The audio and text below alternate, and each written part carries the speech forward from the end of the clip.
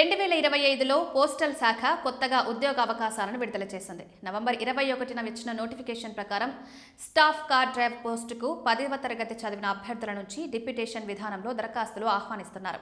ఈ పోస్టు కోసం ఎలాంటి రాత పరీక్ష లేకుండా ఇప్పటికే ప్రభుత్వ సేవలో పనిచేస్తున్న ఉద్యోగులకి మార్పిడి ప్రక్రియ ద్వారా పోస్టింగ్ ఇస్తారు. మొత్తం ఒకే ఖాళీ ఉన్న ఈ ఉద్యోగానికి కనీస అర్హత 10వ తరగతి, వయసు పరిమితి 56 సంవత్సరాల వరకు అనుమతించబడింది. ముఖ్యంగా ఆర్మీ ఫోర్సుల్లో పనిచేసిన వారికి ఈ పోస్టులో ప్రాధాన్యత ఉంటుందని నోటిఫికేషన్ చెప్తోంది.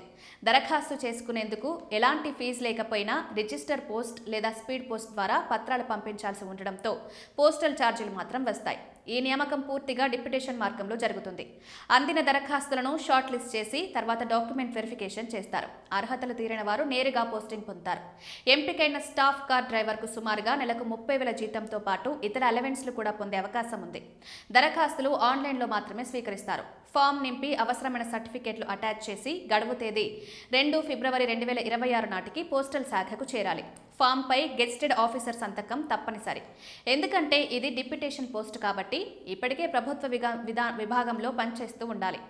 ఈ పోస్టుకు రాత పరీక్ష, ఇంటర్వ్యూ లేవు. పూర్తిగా షార్ట్ లిస్టింగ్, డాక్యుమెంట్ వెరిఫికేషన్ ద్వారా జరిగే ఎంపిక ప్రక్రియ కావడం వల్ల పరీక్ష భయం ఉన్న అభ్యర్థులకు ఇది మంచి అవకాశం.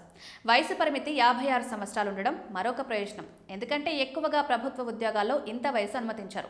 ప్రస్తుతం ప్రభుత్వ ఉద్యోగం చేస్తున్న వారు డిప్యూటేషన్ ద్వారా తమ కెరీర్ని మార్చుకోవాలనుకుంటే ఇది మంచి అవకాశంగా చెప్పవచ్చు. అల్ప విద్యా అర్హత ఉన్న 10వ తరగతి పూర్తి చేసిన వారికి కూడా ఇది సరైన ఉద్యోగ అవకాశం. దరఖాస్తు చేసే ముందు ఫామ్, సర్టిఫికెట్లు సరిగ్గా ఉన్నాయా అంటూ చెక్ చేసుకోవాలి.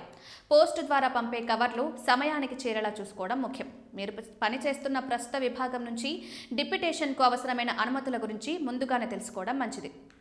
2025లో పోస్టల్ శాఖ విడుదల చేసిన ఈ స్టాఫ్ కార్ డ్రైవర్ నోటిఫికేషన్ పరీక్షలు లేకుండా ఉద్యోగం పొందే అరుదైన అవకాశాల్లో ఒకటి. అర్హతలు తీరితే అవకాశాన్ని సీరియస్గా పరిశీలించడం మంచిది.